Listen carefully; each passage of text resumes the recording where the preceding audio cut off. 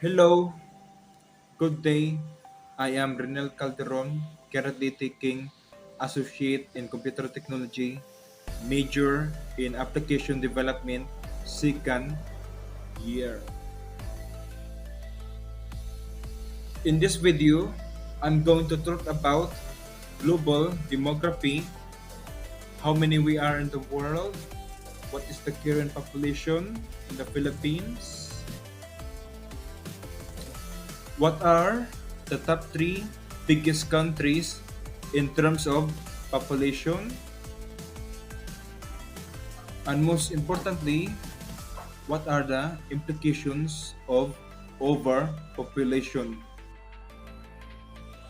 Now, demography is the statistical study of human populations, where demographers use census data, surveys, and statistical models to analyze the size, movement, and the structure of populations, such as age, race, sex. Let's talk about the theories of demography. Malthusian theory about demography, and these are zero population group, cornucopian theory, demographic transition theory.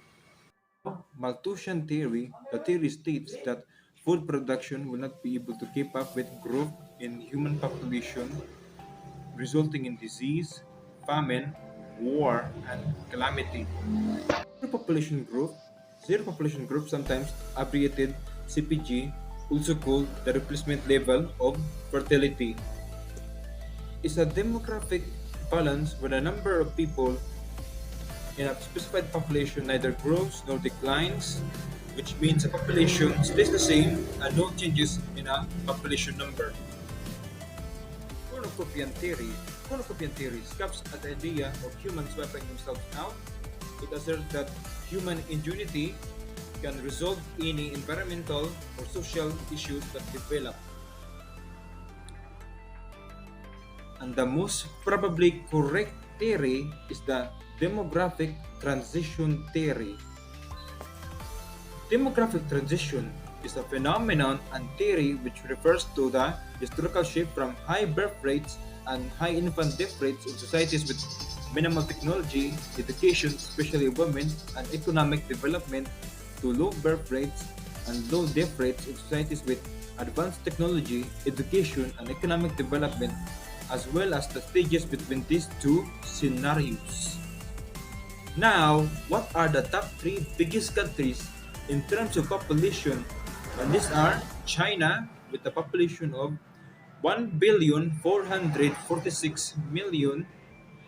Second, India population 1,398,000,000 and will overtake China at the number one place sometime in the future. And the third place, United States, and its population is 333 million. Not bad for the greatest country on earth. And now, what is the population of the Philippines? And my finding is 111,553,482 in 13th place according to the World Ometer website at the time of writing this video. Now, how many we are in the world?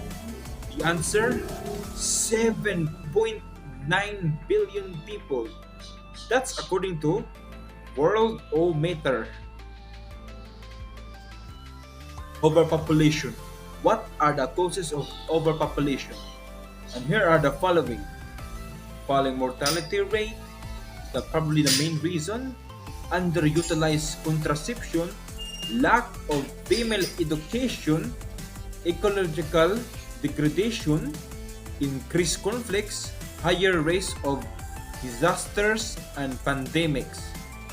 Public COVID right now. The implication of overpopulation. Is it bad good? The, the answer? Well, it's both because a large population has advantages and disadvantages. And here are the following advantages: better economy, efficient utilization of resources, medical, agricultural, and industrial growth, better labor force, greater investment in capital formation, and the bad news, disadvantages, shortage of food and land, environmental problems, especially climate change, problem of unemployment, poverty and low standard of living, inflation, conflict and war, all because of higher demand, too much people. In conclusion, overpopulation can be good as a blessing in disguise and bad as almost ironic as it sounds. Scientists believe that we have already surpassed the limit of Earth's support on human population, and the limit is at 1.9 billion. And by year 2050, the global population could reach 9 billion, which is good because that was not the original forecast for 2050. It was 15 billion, and most exaggerated of all, 100 billion people. But due to some technological advancements, especially in agricultural and having some having women educated and participate in the workforce, the result, the forecast for 2050 has been dropped to a reasonable 9 billion, and no Thanos snapping to avoid overpopulation, and that is not a permanent solution. That's just an excuse for committing mass murder and would only create legions and legions of angry warriors and ordinary people that wanted revenge for their loss. And the actual solution is is in you, me, and everyone else on what to do to avoid the predicted suffering and extinction of humanity. And that's about it.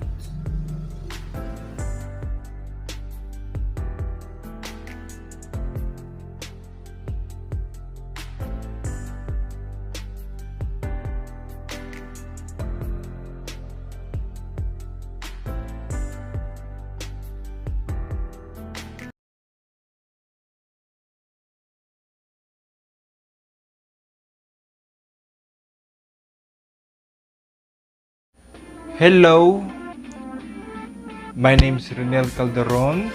Welcome to my video. And this video is going to talk about sustainable development. What it is, what is it for? Before we start, please leave a like and subscribe.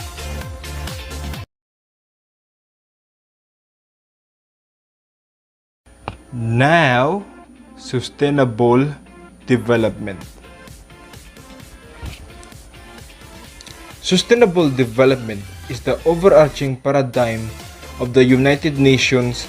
The concept of sustainable development was described by the 1987 Brundtland Commission report as development that meets the needs of the present without compromising the ability of future generations to meet their own needs. There are 4 dimensions to sustainable development: society, environment, culture, economy, which are intertwined, not separate. Sustainability is a paradigm for thinking about the future in which environmental, societal, and economic considerations are balanced in the pursuit of an improved quality of life. For example, a prosperous society relies on a healthy environment to provide food and resources, safe drinking water, and clean air for its citizens. One might ask, what is the difference between sustainable development and sustainability. Sustainability is often thought as a long-term goal, i.e., a more sustainable world. While sustainable development refers to the many processes and pathways to achieve it. Example, sustainable agriculture and forestry, sustainable production and consumption, research and technology transfer, education and training, etc. Now, what are the goals of sustainable development to transform our world? And here are the following. Goal number 1, no poverty. Goal number 2, zero hunger. Goal number 3, good health and well-being. Number 4, quality education. Quality. Number 5, gender equality. 6, clean water and sanitation. 7, affordable and clean energy. Number 8, decent work and economic growth. Number 9, industry, innovation and infrastructure. Number 10, climate action. There are many goals, but I only choose 10 so that it can be simple. In conclusion, we should be thankful to individuals and organizations such as the United Nations in making the world a better place, and as of recently, 20 of the most richest and powerful countries, also called the G20, have agreed that the global temperature will be at 1.5 degrees Celsius by the year 2050, which I hope this will come true, and it will be the first of many steps of ensuring that we have a future on this earth. But ironically, people that don't believe on the world's problems are in countries that are contribute a lot to global sustainability. And while people that are suffering and doesn't have to prove that climate change exists because they have experienced it and have lived through it, are in countries that are actually irresponsible. And one of these countries is the Philippines before Super Typhoon Yolanda hit. And I wish this irony would go away. And I hope the Philippines become a member of the G20 in the future. That's all. Good day.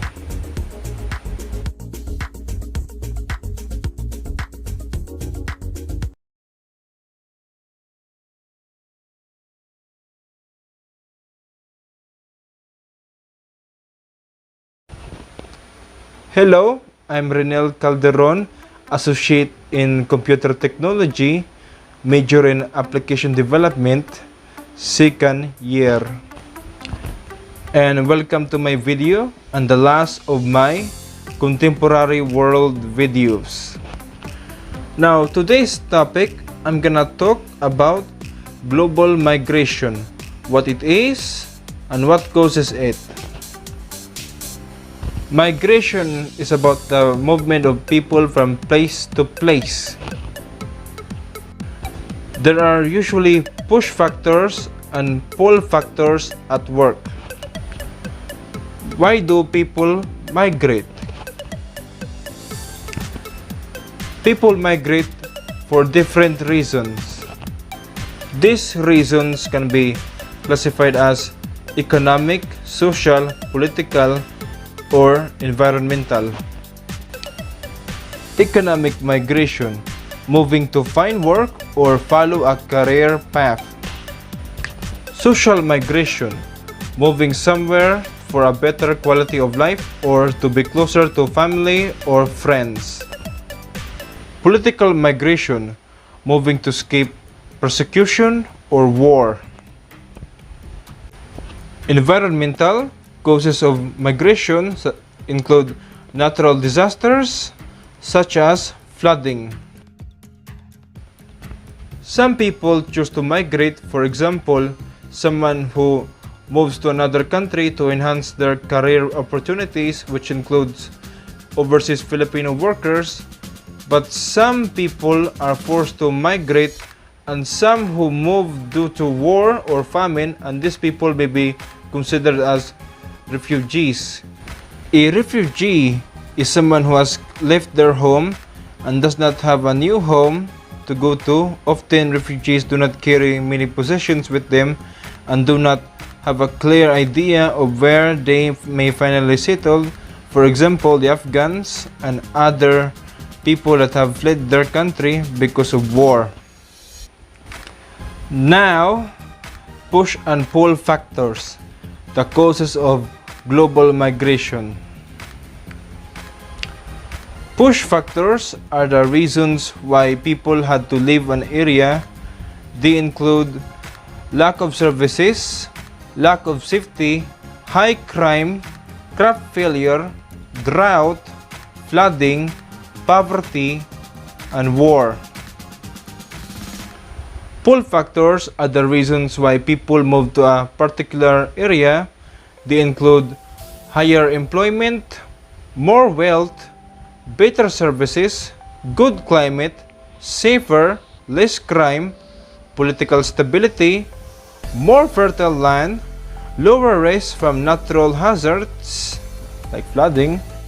Migration usually happens as a result of a combination of these push and pull factors. In conclusion, we humans are naturally migratory, and so does all life on Earth. And as a matter of fact, the earliest humans are from Africa. Migration is very important to every form of life for survival and evolution, especially in diversification, because every human that is alive today are descendants from farmers, fishermen, and above all, explorers. That's about it. Peace out and peace out.